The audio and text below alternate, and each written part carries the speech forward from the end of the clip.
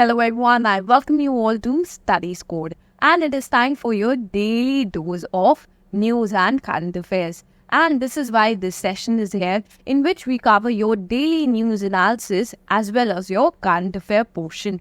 The current affairs that you see here are based on the similar format that you see in your exam paper. With that, ये session आपका सिर्फ और सिर्फ 10 minutes की under होता है. जो मेन एम है इस सेशन का वो यही है कि आप लोग जो डेली बेसिस पे 1 या 1.5 आवर्स अपने स्पेंड करते हो एक न्यूज़पेपर को रीड करने में and finding out what is important for you guys exam point of view, we are summarized all of that in this session, which is just under 10 minutes, so that it becomes easy for you guys and you do not waste your precious time. यही हमारा main M है. I hope आप लोग appreciate करोगे इस M को and इस initiative को, एंड हमारी इस जर्नी में ज़रूर पार्टिसिपेट करोगे. अगर आप करना चाहते हो then please hit on the like button. I know it might not mean a lot to you guys, but it means a lot to me. So because it gives me the motivation to bring this particular session every day for you. With that being said, let's start the session and let's hop on to the first news for today. The first news that we are going to discuss is about India, Russia and BRICS. Recently देखा गया कि जो आपकी BRICS का इस बार की meeting होने वाली है वो आपकी रशिया होस्ट करेगा. अब यहाँ पर क्या क्या चीज़ें अनफोल्ड होंगी that we will see when the meeting is commenced. But what is going on at present, अभी क्या चल रहा है वो भी आपके लिए इम्पोर्टेंट हो जाता है. देखो, आपकी ब्रिक्स मीटिंग होने वाली थी और इसी दौरान आपने एक और भी न्यूज़ देखी थी जो हमने कल डिस्कस करी थी. काफ़ी इंपॉर्टेंट थी वो news because that was related to India and China. वो आपकी न्यूज़ इंडिया और चाइना से रिलेट कर रही थी. क्या हुआ था, इंडिया और चाइना फाइनली आपकी एक एग्रीमेंट पे आ गए थे. What agreement was that about? It was about the LAC, जो आपका LAC पे काफ़ी टाइम से मतलब 2022 से जब वहाँ पर आपके अटैक हुए थे और सिचुएशन काफ़ी वर्सन हो गई थी, उसके बाद से आपकी सिचुएशन बहुत टेंस थी LAC पे, राइट. एंड अब देखा गया कि फाइनली चाइना और इंडिया दोनों ही एक एग्रीमेंट पे आए थे जिसमें उन लोगों ने डिसाइड किया कि हम वो जो सिचुएशन है आपकी जहाँ पर आपने बहुत सारे ट्रूप्स रख रखी है उसे हम धीरे धीरे डीएक्सेलरेट करेंगे, राइट, धीरे धीरे, जिसके लिए हम नए पेट्रोलिंग नॉर्म्स भी लेकर आएंगे और हम सिचुएशन चेंज करेंगे. We discussed it yesterday, it was a very big news. और ये इसीलिए आया था क्योंकि ब्रिक्स में आपके इंडिया की पीएम और जी जिनपिंग दोनों ही लोग मिलते and he could not avoid it any more, and therefore it was our perception कि maybe this was the reason that China came to an agreement after 4 years with us. Right? Coming to the news that we have today. Let's discuss that. अब देखो, BRICS हो रहा है आपका summit और Russia host कर रहा है. रशिया में आपका कहाँ हो रहा है कि कजान में हो रहा है, राइट. रशिया में कजान है आपकी सिटी जहाँ पर ये हो रहा है. Basically this is the largest city and the capital of Tatarstan. Tatarstan is a place in Russia जहाँ की लार्जेस्ट सिटी है और कैपिटल है जहाँ पर ये कंडक्ट होने वाले हैं. अब यहाँ पर जो आपका समिट है, यहाँ पर Modi meets Putin, offers help to end the conflict. The conflict that we are talking about here is the war that started between Russia and Ukraine. So जो आपकी वॉर बहुत लंबे टाइम से चल रही है, हम लोग भी ट्राई करेंगे कि ये जो वॉर कॉन्फ्लिक्ट चल रहा है दोनों के बीच वो एंड हो जाए and we'll offer any help that they need from our side, right. Next thing जो देखी गई, ईरान में आपके नए प्रेसिडेंट आए हैं मसूद पशकिन, जिनसे भी बात हुई और जिनसे भी मीट करी हमारे प्राइम मिनिस्टर ने यहाँ पर. Okay, so these are the things that are happening now. You need to know that BRICS has expanded a lot. We know कि आपका 1 जनवरी से 2024 से there are a lot of new members that were included in BRICS, जिसकी वजह से ये और ज़्यादा एक्सपैंड हो गया है और जो भी इसका डिसीजन रहता है वो काफ़ी ज़्यादा आपका इम्पैक्टफुल भी रहेगा on the West. So this is about BRICS. Let's read about it little bit. देखो, जो आपका ब्रिक्स है ये हम सबको पता है, it's an acronym for grouping of the world's leading emerging economies, namely Brazil, Russia, India, China and South Africa. तो ये आपकी कोर मेंबर्स थे, ठीक है. ग्रुपिंग की फर्स्ट आपकी मीटिंग हुई थी 2006 में जहाँ पर फॉरेन मिनिस्टर्स ने मीट करी थी. अब जब प्रायर टू एक्सपेंशन भी हम रिप्रेजेंट करते थे 41% of the global population and 24% of the global GDP. and 16% of the total trade. ये हम prior to expansion भी represent करते थे. और after expansion आपने देखा, okay, Argentina is not included here. Egypt, Ethiopia, Iran, Saudi Arabia and UAE are the people that have joined BRICS now. जब देखा गया हमने open करा BRICS ताकि न्यू मेंबर्स आए, उस टाइम पर आपने देखा कि अराउंड 40 एप्लीकेशंस आई थी आपकी, जिसमें से 22 चूज हुई थी.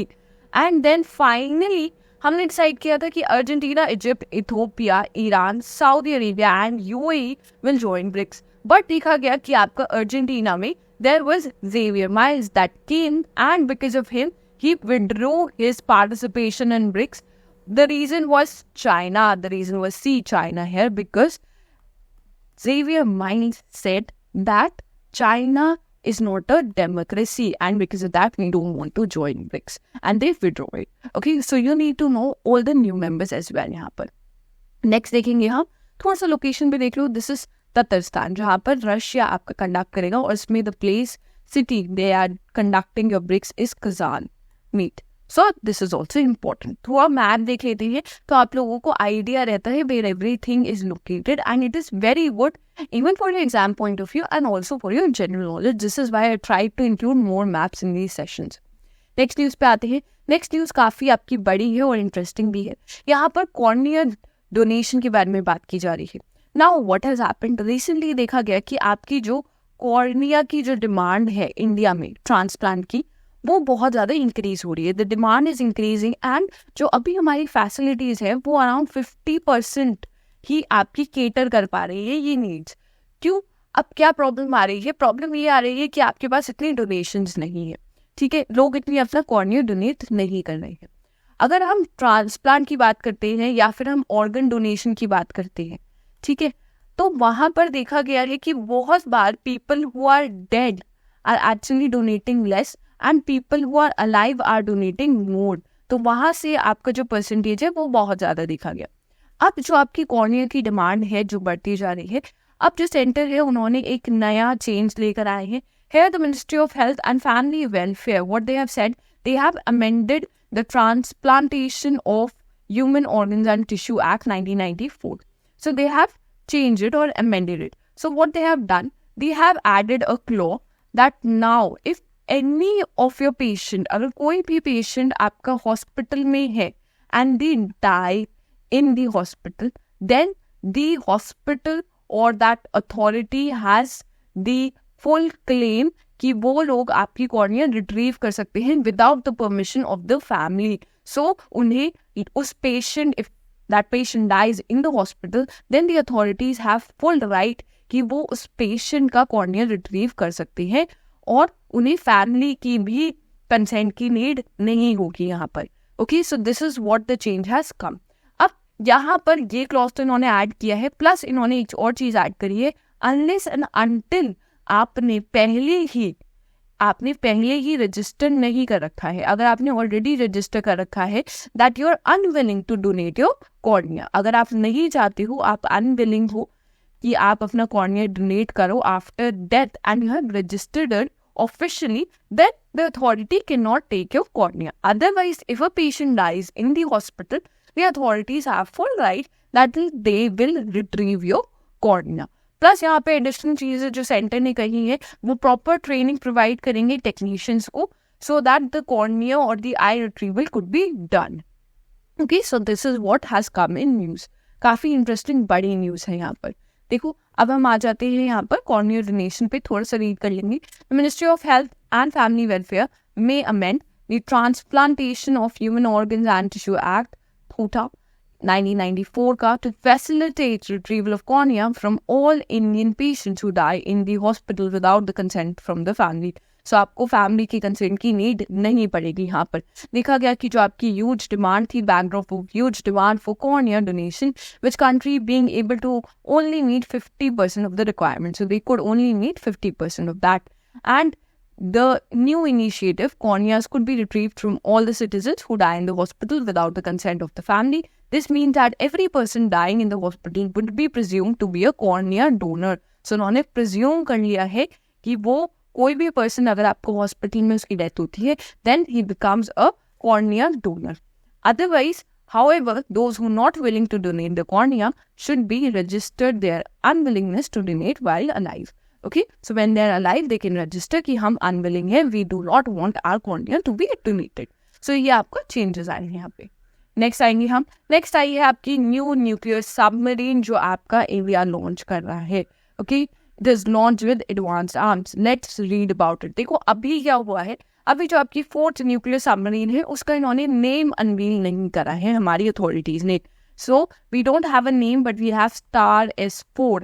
That is the code name for the submarine that is being launched. Actually it's already being launched but we are keeping a tight lip about it at present. थोड़ा सा देख लेते हैं इसके बारे में. जब नेम आएगा तो हम आपको बता ही देंगे. यहाँ पर क्वाइटली इंडिया ने लॉन्च करी है अपनी 4th nuclear powered ballistic missile submarine आई है आपकी at ship building centre SBC in Visakhapatnam. This week हुआ है यार. And India's second SSBN INS Arigat was commissioned by Defense Minister Rajnath Singh on August 29, 2024. The third SSBN INS Aridhaman will be commissioned next year. Okay, so this was the additional information. The 4th SSBN, codenamed S4 Star. So right now the code name is S4 Star, was launched on October 16th, the day after Defense Minister Rajnath Singh inaugurated very low frequency naval stations in Damagund forest area in Vikarabad district in Telangana. जब ये हुआ था उस time ही इन्होंने launch कर दी थी आपकी S4 star भी. सो ये आपके लिए इंपॉर्टेंट हो जाता है. नेक्स्ट आते हैं, देखो इसमें जो न्यूली लॉन्च है आपकी S4 star submarine, it has nearly 75% indigenous content है and is equipped only with 3,500 kilometre range K4 nuclear ballistic missiles which can be fired through vertical launching systems. So this is the advancement that is seen here. Okay, so ये आपके लिए important हो जाता है. आप मुझे comments में जो आपके लिए क्वेश्चन आता है आप मुझे कमेंट्स में बताओगे यहाँ पर दैट जो आपकी प्रेजेंट चीफ और वाइस चीफ है नेवी के, इंडियन नेवी के, वो आप मुझे कमेंट्स में बताओगे. ओके, नेक्स्ट आते हैं. नेक्स्ट आपका है तिनकाना. अब see most of the times what you see UPSC ask questions like these. So what is Tinkana? Recently it has been seen as a new discovery of jumping spiders. So you need to know Tinkana are jumping spiders that are found in South India. South India में आपकी Tinkana नामक jumping spiders मिलती है. ये चीज़ आपको याद रखनी है. Sometimes ये question बहुत बार आपको देखने को मिलता है कि ये Tinkana क्या है, is it a disease, is it anything else in the options. That becomes really tough if you do not know. So simply आपको ये याद रखना है, साउथ ऑफ इंडिया में मिलता है, कर्नाटका रीजन में आपको ये मिलता है. मोर ओवर जो हाईलाइटेड है वो आपके लिए इंपॉर्टेंट हो जाता है यहाँ पर. This you will find it on our Telegram पे आपको हाईलाइटेड न्यूज़ मिल जाएंगी. आप वही चीज़ें रीड करो जो आपके लिए इंपॉर्टेंट है, बाकी सब आपके लिए नहीं है. I have highlighted that, so read only those portion on our Telegram channel, you will find the news. Next आ जाते हैं हम brown dwarf. What is brown dwarf? No, it's not Dobby. It's not Dobby here, but brown dwarfs are wannabe stars. Let's read about them. अब देखो जो आपके brown dwarfs हैं, they are wannabe stars क्यों कहा गया है? क्योंकि देखो इनकी जब डिस्कवरी हुई थी first time, they were called brown dwarfs. The problem with them is a body too small to be a star and too big to be a planet. So इनकी body too small है एक star बनने के लिए and it is very big for a planet. So they are wannabe stars here. So the only thing that you need to remember is what are brown dwarfs. So they are not stars. They are not stars because they are too small to be stars, and they are not planets because they are too big to be planets. Okay. Otherwise, जो आपकी brown dwarfs है, some of the brown dwarfs that 3 decades ago were named, इनकी names हैं यहाँ पर जो mention है वो आपके लिए इंपॉर्टेंट हो जाते हैं, तो एक बार रीड कर लीजिएगा बस नेम्स.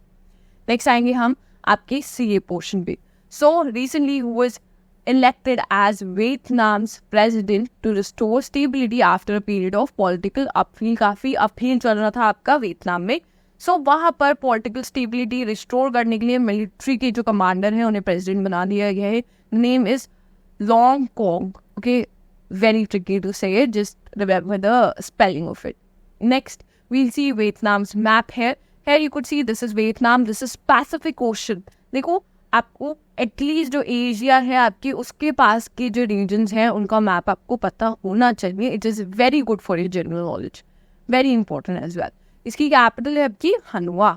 ओके, यहाँ पर बाकी आप देख सकते हो, this is Cambodia, this is Laos, यहाँ पर आपका चाइना है. ठीक है, तो ये सब चीज़ें आपको याद रखनी है थोड़ी थोड़ी. वर्ल्ड मैप में देखोगे this tiny portion you can see is Vietnam है. Next question is about when is United Nations Day celebrated? So you need to know that particular day. So tomorrow, November 24th, we are going to celebrate your United Nations Day. And the entry came in force in 1945. It is celebrated annually. We'll discuss about it in tomorrow's session. As to what is going to be the theme for this year, all of that we'll discuss tomorrow. So make sure to watch tomorrow's session as well. Next question is, which regions are projected to be impacted by cyclone Dana on October 24th? So now they have impact. They will impact. ये हमारा forecast. अब जो places ये impact करेगा आपका cyclone Dana, that is going to be Orissa and West Bengal, जहाँ पर ये strike करेंगे. अब यहाँ पे जब आप ये क्वेश्चन देखते हो तो दो चीज़ें आपके माइंड में आनी चाहिए. पहली चीज़, इंडिया काफ़ी आपका केपेबल है कि हम आराम से आपकी साइक्लोन्स प्रिडिक्ट कर पाते हैं. हम साइक्लोन्स और उनकी जो जहाँ पर भी वो आपका इफेक्ट करेंगे ये हम बहुत अच्छे से प्रिडिक्ट कर पाते हैं. बट जहाँ पर इंडिया आपका फॉल करता है वो रीजन्स हैं आपकी जब हम रेनफॉल अच्छे से या लैंडस्लाइड ये सब चीज़ें हम अच्छे से प्रिडिक्ट नहीं कर पाते हैं और उसके लिए प्रिपेयर नहीं रहते. तो यहाँ पर हम लैग करते हैं. Plus and negatives both. Secondly, जब आप बात करते हो उड़ीसा की जहाँ पर ये आपका साइक्लोन इम्पैक्ट करेगा, उड़ीसा में at present they have very good warning systems and they have very good systems to prevent all of this also. अगर आपको पता होगा तो उड़ीसा में भी आपका फर्स्ट टाइम ये सब चीज़ें प्रिवेंशन के लिए लाई गई थी. एंड उड़ीसा पे अगर ये साइक्लोन जाते हैं तो इन पर ज़्यादा इम्पैक्ट नहीं होता है क्योंकि स्टेट ने अपने आप को बहुत ज़्यादा केपेबल बना रखा है. एट प्रेजेंट बहुत केपेबल है आपका उड़ीसा. नेक्स्ट आएंगे हम. Next is, where was the 24th National Para Swimming Championship recently hosted? So कहाँ पर हुई थी आपकी ये चैम्पियनशिप? ये हुई थी आपकी गोवा में. ओके, नेक्स्ट क्वेश्चन आते हैं. Which state emerged as the overall champion in the 24th National Para Swimming Championship? Amazing 392 points. So that was Karnataka. Karnataka was the one that emerged as overall champions. Next, we come to the question for the day. I hope you all answer this in the comment section. We discussed it yesterday only. Okay, in yesterday's session, we discussed about it in full detail. So I hope you all will answer it in the comment section. Lastly, if you have watched our session this far and you actually like our content, make sure to hit on the like button. I know there are a lot of faults that need to be rectified.